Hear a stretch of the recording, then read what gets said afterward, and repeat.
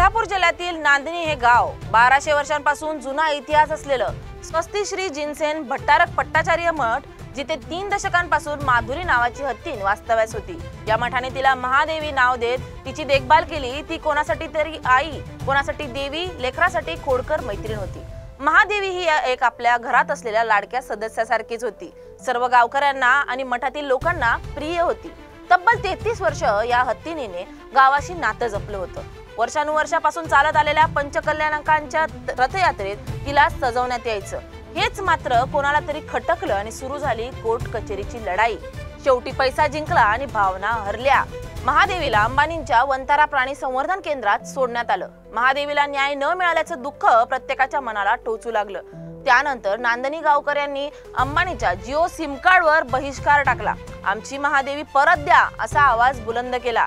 आता महादेवीला परत आणण्यासाठी स्वाक्षरी मोहीम राबवण्यात आली आहे। तुम्हाला काय वाटतं, अंबानी महादेवीला गावकऱ्यांच्या हाती परत करतील का?